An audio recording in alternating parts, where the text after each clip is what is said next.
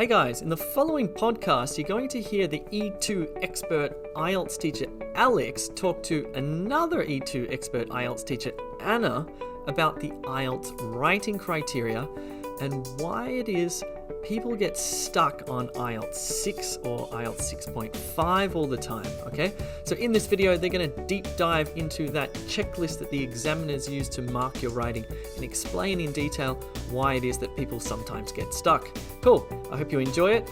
If you're stuck on your IELTS, remember you can go to E2Language.com, sign up for free, join some of our live classes, and there's heaps of stuff on the website. Anyway, enjoy the podcast. Hi, I'm Alex from E2 Language, and today I'm going to be talking to one of our expert tutors, an E2 legend actually, which is Dr. Anna.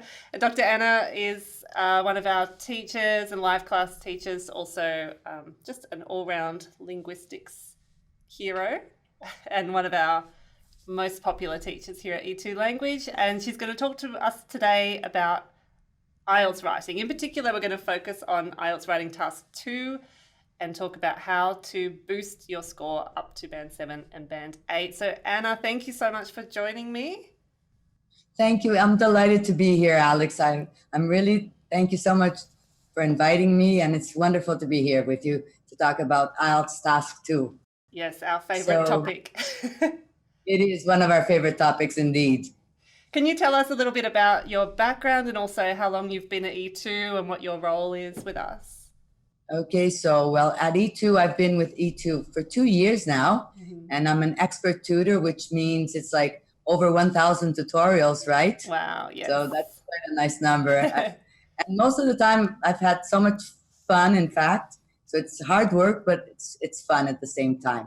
I also mark the assessments, which I really love marking and going through what the students have written and help them out with what they need to improve. I also like to write blogs whenever I have the chance. I'd love to have the chance to write more blogs. And so I'm a linguist.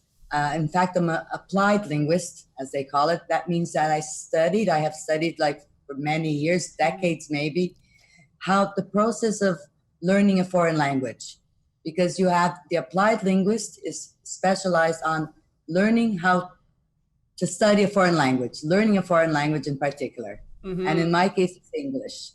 So because I speak like 3 languages and I'm now studying my 4th language. So what's that one? So I speak French and English because I was born and I grew up in Canada. My mom is Brazilian, so she taught me Brazilian Portuguese. And now I'm starting to study Arabic because of my ancestors. Wow, okay. I know, yeah. A broad so spectrum. I'm taking for Arabic. Online? Yes, online. The best way? So yes, the best way indeed. So language is something that I've always loved, and I've strived to work with foreign students and English as a foreign language because it seems that you empower, it empowers the students to learn English as a foreign language. Yeah, I think working in high stakes testing like IELTS preparation, PTE, we really get to see what's at stake for the students who are preparing for these tests.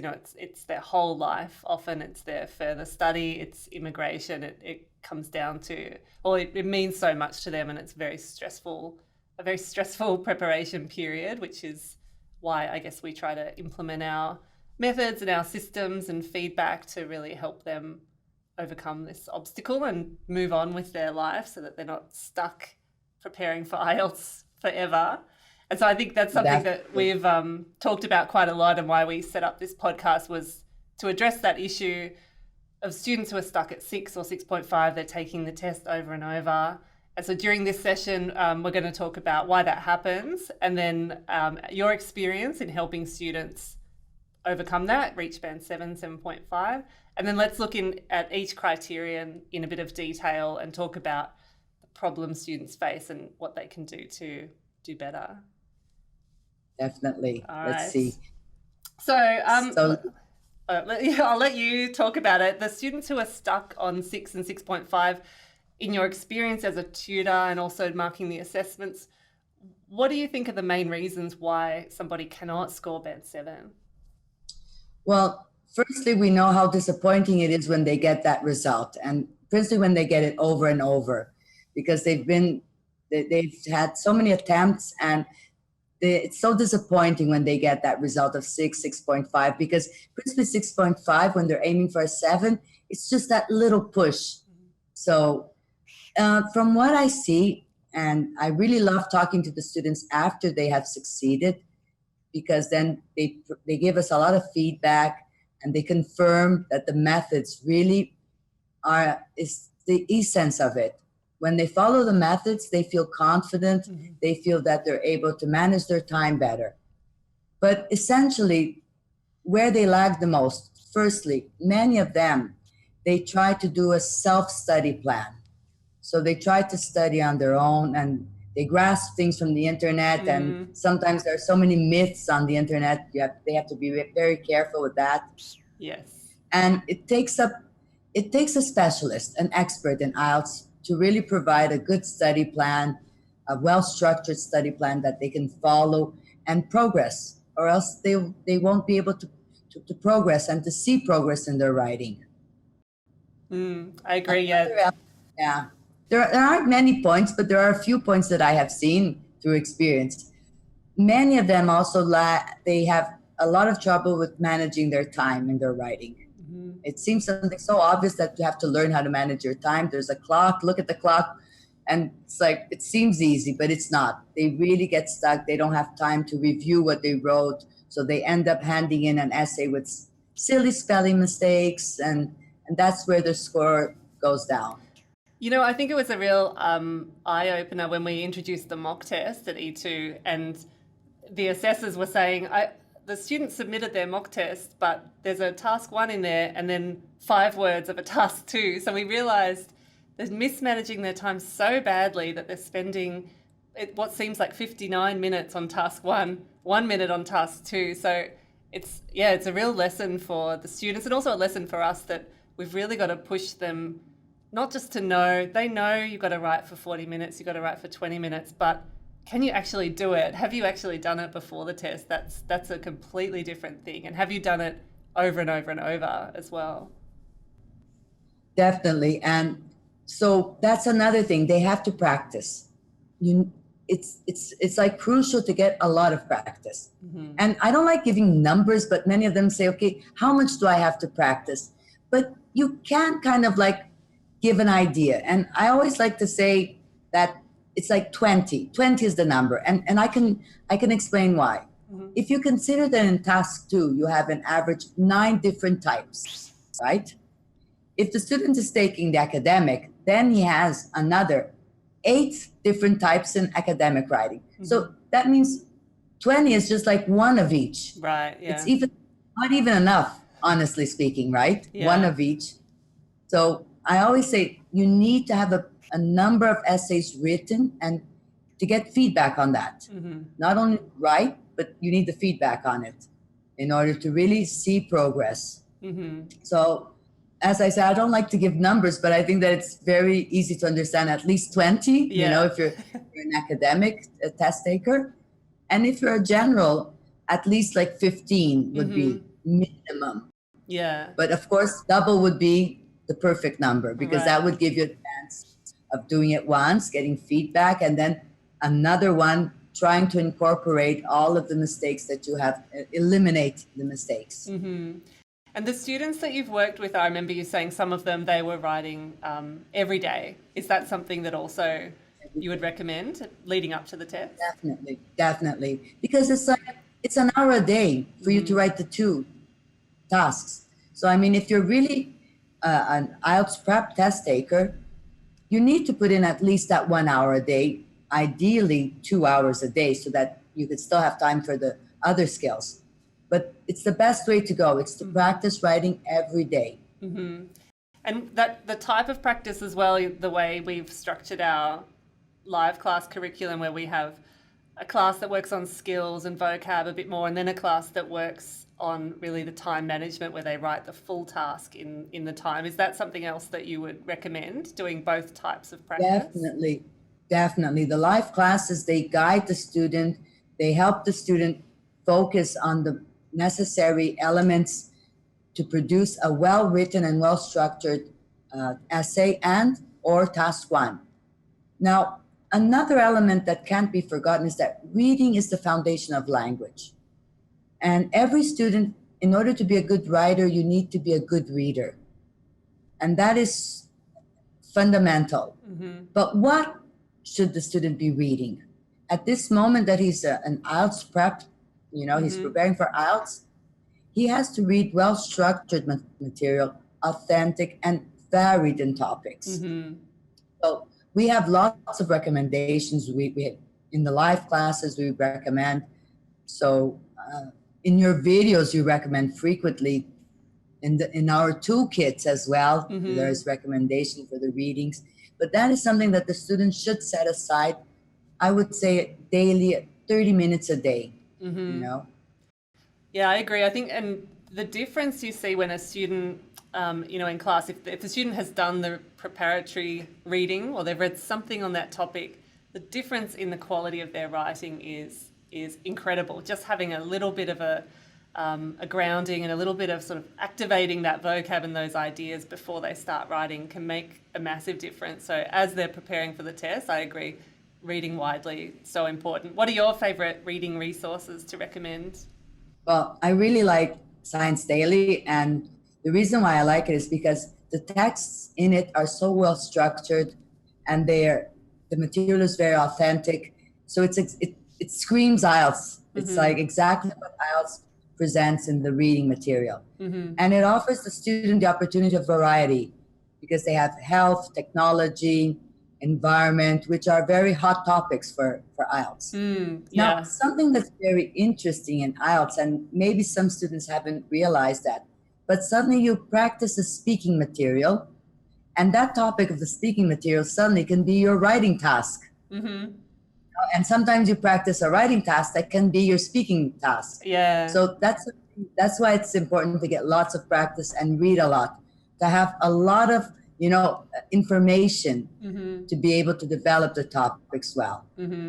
I think that's a good side effect of IELTS preparation, even though it can be traumatic for people. But it's teaching it and developing materials like we do. You're always learning something so interesting. So even for us native speakers, we're picking up, definitely great ideas and reading about new scientific developments and things like that. It's just a good general knowledge booster. Definitely. And it's interesting how we also learn a lot from the students, isn't it? They have so much to share. They have so much, and they have a lot of information too. And maybe they're not even aware of that. So that's also something that I really like about teaching the tutorials. You meet wonderful people and you share, and they have a lot of information. Sometimes they take for granted the information that they know. Yeah, let's come back to that when we talk about task response as well, how students can draw on their own knowledge. Yeah. Do you want to tell us a few of your success stories? I know if anybody looks at our Facebook reviews or our Trustpilot, they'll see, I love Dr. Anna, she saved my life. What are some of the people that you've helped in IELTS writing? There are so many. I'm grateful to all of them because they really come back and they let us know. They send in their results. Some of them even pop up in the live classes. Say, hey, I got it. The other day, one student said, oh, I see a beautiful 7 in my score report. So it's like the most beautiful 7. I said, indeed it is. So I had several students, but Maria was one that was quite, it was quite a challenge. She had taken IELTS 8 times. She was devastated and she was like almost hopeless. And suddenly we started working together and I really pushed her hard. But she also responded. She was, tireless. She worked hard every single day. And she was very insecure because she would get straight 8s and 9s in like reading, listening, and speaking. And the writing was always 6. So we worked together and she came back with an 8. Wow. So she was delighted. I know. It was, I cried, honestly. It was like joy, tears of joy. And we called each other on WhatsApp because she really wanted to talk to me. So it was so rewarding working with Maria. What a jump. She's young. No, she was like 19 years old, very young. Yes. And what were the changes that you helped her to implement in her writing? Okay, so basically, she really wasn't aware that her grammar mistakes, I mean, she had never had any kind of feedback. So that was something that I think that was lagging for her. So she had high frequency grammatical and lexical errors. So that was something that we really worked on. And because that really limits the quality of the response, right? When you have high frequency of grammar and lexical errors. That's it. Yeah, we really, that's classic 6, isn't it? Just high error density, even though the ideas, everything might be clear, but just that the number of errors, you're not going to get a 7 or 8 if there are too many. Yeah, and she had no idea. As I said, she had never had a tutor. She had until then had her own self-study plan with, bits and pieces that she would grab from the internet. Yeah. So thank goodness she came to us, and as I say, she was very successful. Then I also had Marco, which was a very interesting experience. Marco is, he's from Argentina and he lives in Germany, and he needed the IELTS 7, at all costs. But he came to us like 1 week before the test. Yeah, but he had already written it several times, and he is a master's student, so he does have some kind of level of education in terms of knowledge. So we worked every day. He had 5 tutorials. We worked from Monday to Friday, and he took his test on Saturday, and he came back also. But he was tireless also. He worked hard. He did 20 writings in 5 days. Wow. And what was his score in the end? 7.5 in writing, and 8, and 9, like in listening, he got 9. Beautiful. So that was also amazing. And then there's Ahmed. Ahmed was quite an experience because he's a doctor. He's in England now, and he needed the IELTS to pursue his PhD studies. And he had also taken it 3 times. It was his 4th time. And he was lagging in developing ideas. That's where he was stuck. He had good grammar, good vocabulary, but he couldn't extend his main ideas very well. So we worked hard on that. He also came to us like 2 days before the test. Oh, dear. So he had tutorials previously, but when I met him, it was like 2 days before the test. So, and I pinpointed it. He sent back writings with correcting. He took all his previous writings that he had done and tried to, brush up in terms of developing his ideas and, extending the main idea. Well, that's so good to be able to, once you raise awareness of something like that, or, we talk often about mechanical linking, and the students come back and say, oh, I've just checked my old essays and I can see the problems that I was making. They can see it for themselves, which is, a real obstacle that has already been overcome. Now, there's something that I like to do with the students, and it's like a routine, a teacher routine, is that every time they get feedback, they list their mistakes so that they're really aware, make a list of the mistakes, and then look into those issues. So if they're having article issues, for instance, I always recommend Amber's videos. She has 3 amazing videos, and she has one that is when not to use the article. So it's not something that we see frequently, but it's so helpful. So I have the students list the mistakes and send me the list so that we can work on that. And we learn a lot from mistakes. It's incredible. It's very productive to work on your mistakes. Absolutely. So should we go into sorry. No, but I would say there are so many other students that I would love to mention, but it's very rewarding to see them come back with those scores, isn't it? Definitely, yeah. And that's also great when they come into the live class, because it's so encouraging for the other students to see, particularly somebody to go from band 6 to 8, just to show them it's possible, it can happen. And even those who do it in a short period of time, those big jumps are possible with good guidance and feedback, which you offer. Should we talk about the criteria, each one in detail, and we'll just cover what problems we've seen in our experience and what we sort of recommend to help the students make that jump. So the first one in writing task 2 is task response, which is all about answering the question, clear position, idea development, supporting with examples and evidence. So what would you say? You mentioned, was it Ahmed who had the problem of idea development? Do you think that's the most common problem that people have? They don't take their ideas far enough? Well, in terms of task response, yes, that is definitely. But also I see that not they struggle with expressing their opinion. Mm-hmm. So, because I think that we revisit some concepts, and in the past, if the question did not ask to express your opinion, you just didn't put your opinion in it. And based on experience and the students' feedback, you have to put in your opinion. Mm-hmm. And there's a very funny video that you and Jay recorded about this. And okay, so the writer of this essay thinks this, right? Yeah. So no, you have to put in your opinion, Mm-hmm. clear. It has to be clear. So they're very reluctant. Mm-hmm. So if the question does not ask, what is your opinion? They really feel uncomfortable. Mm-hmm. But after they do it and they succeed, they come back saying, okay, yes, it's true. And in the band descriptors, it's very clear, right? Mm-hmm. You have to express a clear opinion throughout the response. Yeah.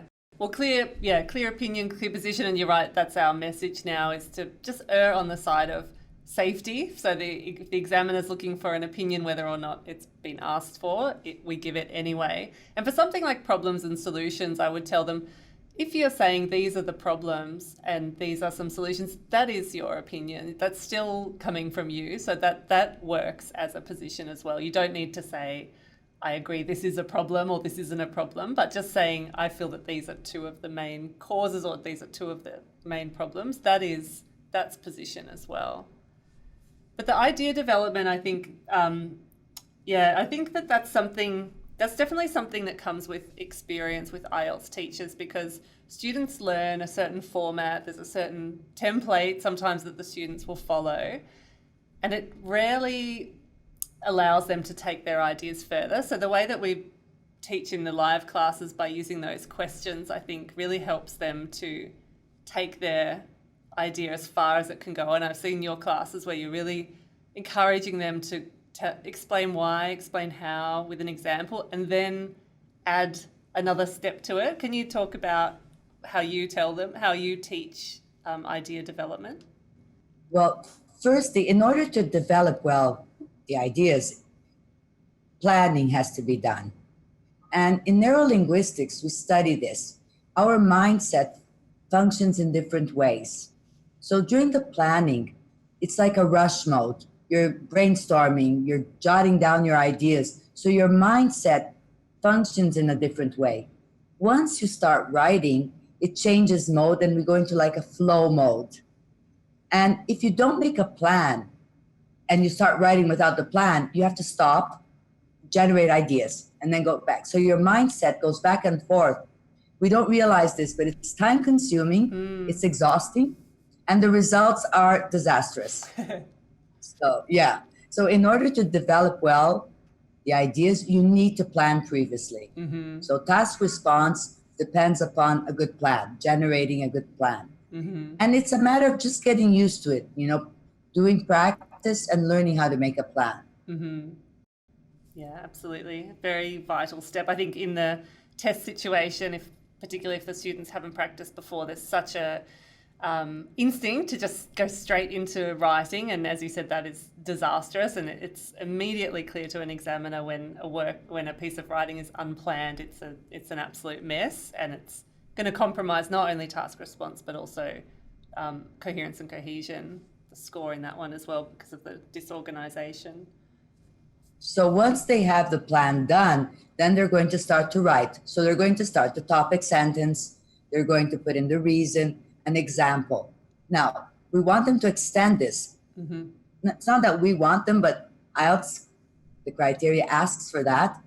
And then they have to, that's when they take a few seconds and they ask themselves, okay, so what is the consequence of this? What is the impact? And automatically it extends the main idea because it's a sequence. You put in a topic sentence, you put the reason, you put the example. Suddenly you stretch it out a little bit more, but stretch it out with relevant information because you're showing the impact, the consequence, the results. So it can't be more relevant. It's the best way to put relevance into it as well. Yeah, and such a difference from a paragraph that contains, 3 or 4 ideas that haven't gone through those steps of explanation and example and effect that will really take it that next level. And yeah, you're right, up at band 8, band 9, it's looking for a fully developed supported ideas, so not just a list of ideas, definitely. And I think that can make a huge difference, especially from band 6 up to band 7. Really taking an idea as far as it can go is definitely a good thing to do. Onto coherence and cohesion, the linking. So this criterion looks at how well organized ideas are and also how they are glued together. So what would you say are some of the errors that prevent people scoring 7? Why do students score 6 or 5 in this part?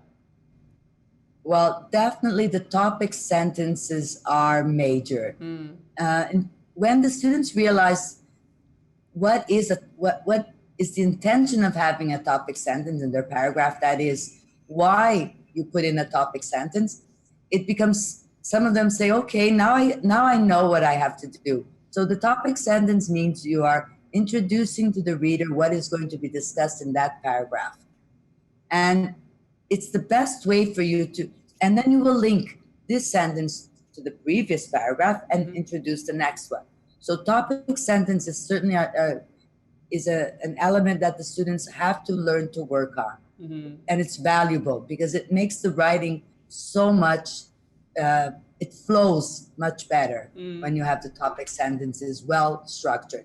And I always tell them, if they get stuck, if they feel that they're stuck, use the simple sentence because we need several structures, and simple structures we also need. So suddenly they shouldn't get stuck. They should elaborate a simple sentence in terms of structure, but with the idea, and they can develop the paragraph and even go back, principally if they're doing the computer-based, go back, because probably then they'll be able to stretch out the sentence a little bit more. But they have to give a big start. Yeah, so something like there are 2 main reasons for the obesity crisis, or something like that is a nice simple way to introduce the paragraph. So a simple sentence just to kickstart.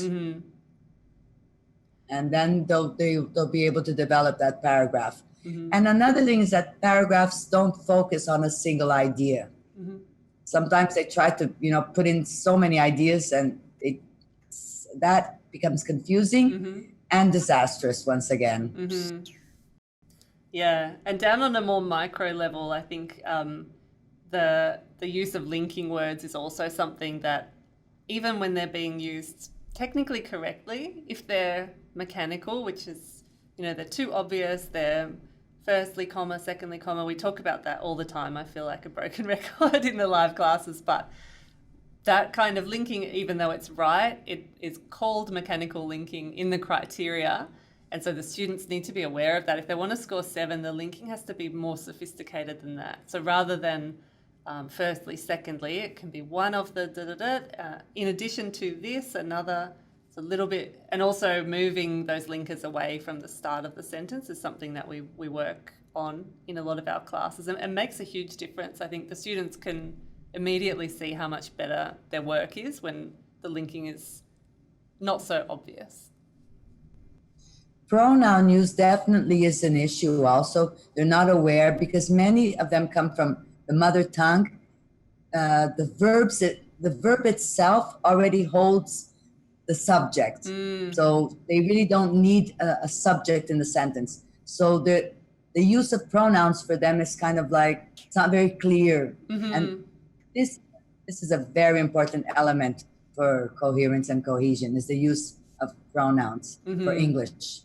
Yeah, definitely. Getting all those they and it right in a sentence Yeah, definitely that can cost band 7 for sure. Yeah. So in order to Definitely. get a band 7 or a band 8, I would sort of tell the students actually look up to band 9 in coherence and cohesion, which says uses linking in a way that attracts no attention. I think that's a good way to think about cohesion. So when we look at a really high level paragraph, you can't really spot the linking words. They're not sort of there in lights. They're just integrated, but every sentence holds hands with the sentences around it. So students have that in mind. And then, of course, those basics of clear central topic in each paragraph, topic sentence that's relevant to the topic and also introduces the paragraph. Is there anything else you'd add to help students score a 7 or 8 there? I think that if they're able to do that, the 7 is, they've got the 7. Yeah. At least, if not more, if they really work on these basic elements. And it's not something really complex. Once they learn, they see how they even say, well, this is not hard to get done. No, it's not. But I didn't know I had to do it. So right. that's what they say. I didn't know I had to do this. I said, okay, so that's why the method. Just going back a little bit to those successful students, one point that all of them made was that definitely the method, having that structure, the framework for writing, for the essay, that was the turning point, they said, that it really made sense to them. And it made them write faster as well, because they didn't have to think, oh, what comes next? So they already had that in their mind, how to structure the essay and how to write it. So the methods is the highlight of all of the comebacks of the students, the successful students. Oh, that's good, yeah. And I guess having that structure in mind, it just eliminates the decisions that you've got to make on test day. You've already got enough to think about. You're thinking about grammar, vocab, answering the question. You don't want to be thinking about, what sentence comes after this sentence. So with a lot of practice, that's definitely, it becomes second nature to them. And that definitely contributes to having successful coherence and cohesion as well. That framework that we have at E2 Language. Yeah. So vocabulary is the next one, lexical resource, vocabulary range and accuracy. This is where it starts to get trickier, I think. I feel like task response and coherence cohesion, as you said, often they just don't know what they're supposed to be doing. They haven't read the criteria, or, it's not all that clear in the criteria. But when we get into vocab and grammar, this is where there are often kind of fossilized errors, or there could be big gaps in knowledge that need to be closed as well. So, I guess the keys to scoring well are demonstrating range and also demonstrating accuracy.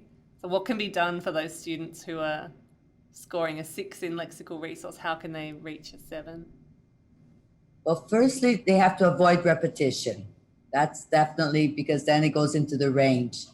But they also have to understand what is accuracy. Because some of them, it's not clear what is accuracy, what is vocabulary accuracy. So there's a very simple example that I like to mention. And it's like, okay, so tell me about the public transport in your city. Oh, no, it's good. No, it's not good. It's efficient. It's cost benefit.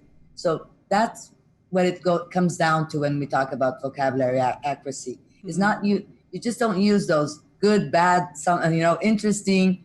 You have to get away from those simple words and really identify what they're referring to and try to explain it as if it were a painting, so that the vocabulary will be more accurate. So that's the first. They have to understand the concept of vocabulary accuracy. Yeah, precision is really important. I think there can be confusion, and this is where a bit of mixed messaging comes in. You said repetition is one thing, but a lot of students are under the impression that if they use a word once, they can never use it again through the essay, or if there's a word in the question, then you can't use it in the essay, which is not the case at all. You have to repeat vocabulary, of course. Words like people and children, you can't start bringing in weird synonyms for that, but definitely minimizing how many times you use the same word in the same sentence is important. And building range, I think, is comes back to reading as well. So if you're if your vocabulary is a band 6 vocabulary, then it's not suddenly going to change to band 8 without any input. Input is going to lift your vocabulary and therefore lift your score. But there's not a quick solution the way that there is in task response and coherence cohesion in some cases. No. And that's another element that we study in neurolinguistics is how do you incorporate and how do you learn foreign language vocabulary? And studies have shown us that in order to really, incorporate vocabulary, you have to be exposed 50 times to that word for it to really become part of your vocabulary. So in either be it listening, saying the word, reading the word, you need to be exposed at least 50 times according to research. So it takes hard work. Yeah. Definitely. Yeah. All right, let's talk about sorry, I cut you off. Just quickly a vocabulary issue. They think that they have to put in weird, sophisticated words, like those things of plethora. I don't know where this comes from, but YouTube, definitely not. Yes, YouTube, definitely. Yeah. So that's something else that I would like to point out, that definitely not. Yeah. And it doesn't sound natural. It doesn't work. Yeah, definitely agree. Yeah. Sometimes, simple is best, and putting together a combination of weird words is not going to get you points. It has to be precise. It has to be appropriate. Let's talk about grammar. Possibly the biggest stumbling block for a lot of students. As you mentioned before, error density is something that is flat out going to prevent a band 7. Band 7, you have to have frequent error-free sentences. Band 8, you have to have majority of error-free sentences. So this is something easy to spot when, the assessments come back to the students. They can see from the teacher, there's errors everywhere. Or there might be just a couple of errors, which is a better indication. So grammatical accuracy, what can students do? So when you're marking the assessments and you mentioned articles, or you might spot errors with verb tenses or punctuation, what can they do to eliminate those problems? Like I said, firstly, they have to be aware of these mistakes, and they have to understand that grammar it's like the basics. So some of them feel that they go to study the articles and it seems so simple, but they're just not getting it enough. So they really have to understand the basics. When to use an indefinite article, when to use a definite. It has to be very clear. And they have to practice. And they have to practice those, they may feel repetitive exercises, fill in the gaps or this and that. It's the only way to really, get grammar right. It's through a lot of practice and knowing the rules. You have to know the rules and study the rules. Yeah, definitely. And I think writing as well, sort of free writing is an important step to take I think a lot of the old textbooks, the grammar textbooks, there was a lot of just following a pattern, and the students could get it. I could probably do it in another language, just following a pattern, but then producing it, writing it myself or saying it myself, often we would, used to see in the traditional classroom, the wheels would just fall off at that point. So giving that chance to have a go, write it, which we do in the live classes, like here's a sentence, you have a go, and we check in the chat box rather. You can see who's got it and who hasn't, and slowly help them to close that gap. Definitely. So the basics, they really need to focus and learn the basics. And even if it sounds repetitive, but the basics of grammar will guarantee that they will be able to write or build or, construct the sentences grammarly accurate. And that's what they need to do. So they really have to focus on this. And what about range, which is the other aspect in this criterion? How do they demonstrate range in writing? So regarding grammar, right? So that's another issue. It's about the sentence structures then. They have to really put in the varied and different sentence structures. And complex, it has to be for the 7. So they have to bring in those. So they have, once again, to learn the basics. What is a conjunction? How to use the conjunction? So once again, it's about the basics. Mm-hmm. They have to believe and trust that when we tell them, go to the core skills, watch those videos, and do exercises, that's going to help them improve their grammar. Yeah, that's such a great resource on the platform, the core skills section. There's dozens and dozens of those little micro lessons that really target a specific grammar point, a really tiny micro point that for some students can make all the difference. Making improvements with articles. There's articles in almost every sentence, so if you can work on that and improve, suddenly the error density is going to drop a lot. And if you can learn how to use a conditional sentence, how to use the passive voice, then your range is increasing as well. Definitely.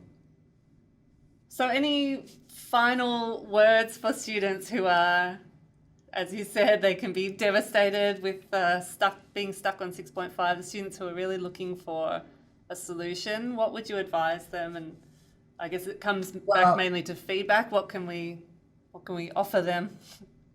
Well, definitely, first of all, getting feedback. It's the only way that they will be able to see where they're going wrong, understand, and improve.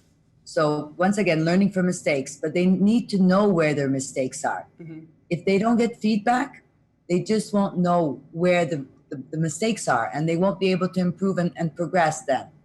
So assessments and feedback, that would be essential. It would be, I would say, the only way to really improve your writing is to know where you're going wrong, know how to get that right. So talking and having a tutorial or the live classes with the IELTS specialists at E2 Language, because that's the only way to guarantee that you'll be able to get it right. Is firstly knowing what you have to do, where you're going wrong, and what to do to correct it. Mm-hmm. It's quite simple, in fact, but it takes hard work. And there are no shortcuts, you know. Sometimes they'll give me some tips and some tricks. I would love to have that. I would love to be a magician, but that's not it. It really is hard work, no shortcuts, and they have to be focused, persistent, and dedicated. Yeah. Absolutely. It's sort of a team effort, I guess, the E2 approach, where we really support the students through the live classes. They come and learn that structure. They learn how to work under time pressure, and then into the assessments and the tutorials, they can get that added support. But there's also the expectation that students got to be working. If you just come along to a live class and you just watch and don't do anything, or you skip through and take a screenshot of the sample, what's that going to do for you? It's really, that's not a good use of a live class. But actually doing it and then getting feedback from us, I think is what makes all the difference for the students. Definitely. And they have to, adopt steps for themselves. So as they practice and as they study, they will be able to have a routine. It really is all about procedure. Mm-hmm. So read the essay prompt, understand the essay prompt clearly. If they have read it once and it's not very clear, they have to go back and read it again, then start to work on your planning, then start writing. So it is about, having a clear view of what has to be done. And that takes practice. And of course, knowing what has to be done. And that's what we do in the live classes with them, right? In the tutorials. Okay, so let's read the essay prompt. Did you understand? No, read it again. And now let's get ready to generate ideas. Now we're ready to write. So we guide them through it. And they have to incorporate this routine and, accept it as really beneficial for them. Yeah. Let go of bad habits. Definitely. So the E2 students or students who are not yet E2 members, and if they want to join your classes, how can they find you? What classes are you teaching at the moment? Well, at the moment, I love teaching the weekend classes. I really do. I'm teaching Saturdays and Sundays. On Saturdays, task 1, general. On Sundays, task 2. And task 2, I must admit that I have a problem with time management. I must admit, because there are so many questions, and I really don't want to leave any questions unanswered. So please bear with me if you join my class, because I only extend it in order to be able to answer. Sometimes I turn off the recording and I stay answering because it's like I really don't want any students with unanswered questions. And that's such a big and class on Thursdays, on the weekend. Sorry. it's a big class, Yeah. definitely. But also it's a very productive class because the students share experience, and some students, they have so many wonderful ideas. And so that's another interesting thing about feedback, because when you get feedback, not only do we point out the mistakes, but we also point out where the student has done a good job. So suddenly he's doing a good job, and he's not even aware. So in order for him to continue that, this is good, keep it up, So it's important that he knows where he's doing well and where he's doing wrong. So besides the writing classes, are there other live classes where we can catch you? Yep. The reading class is on Thursdays, 8 p.m. Melbourne time. That's the mock class. So it's a little bit more fast-paced. We try to, we don't go through language skills, but we do go through the methods. And once again, the methods in reading, they are a definite boost to performance. If you learn how to use the methods, your performance will improve significantly. You will really hit your scores. So I highly recommend the mock classes, of course. and sometimes I can do the study group, which I enjoy so much. Taking the study group. Our weekly study group. Definitely. And then tutorials is another way that students can connect with you, and also you run some of the mock speaking tests as part of our speaking intensive package and our mock test. Definitely, the mock tests I highly recommend. And I think that there are two good moments for the student to take the mock test. Let's suppose he has just started and he has no idea where he stands. So that could be a good moment, so that based on his results, a study plan could be designed for him in particular, for that student in particular. Or if you're like 1 week away from your test and you want to know where you stand as well, you still, when the results come in, you still have time to catch up if you're lagging somewhere. So I think that these are two very good moments to take mock tests. Yeah, I agree. Well, thank you, Dr. Anna, for all your insights, and thank you as always for all your work with the E2 students. Do you have any final words? Oh, it's always such a great pleasure to be with the students and teaching and, developing their skills and seeing their results. That's the most rewarding. As I said, tears of joy are so constant when I get feedback from the students and I see that they have improved and they can move on with their plans. So, and that's one of the wonderful things of being part of the E2 team is having this experience, sharing with them, with the students, and the results. It's all about that. It's all about the students getting, reaching their goals. Absolutely. Well, thank you so much for your time, and we will see you very soon in a live class or a tutorial. Certainly. Thank you so much. It was so wonderful to be here. Thank you. Thanks. Cool. Hopefully you found that podcast useful and helpful. Of course, Alex and Anna are complete experts when it comes to everything IELTS. Anyway, if you need more help, check out e2language.com. I'll see you soon.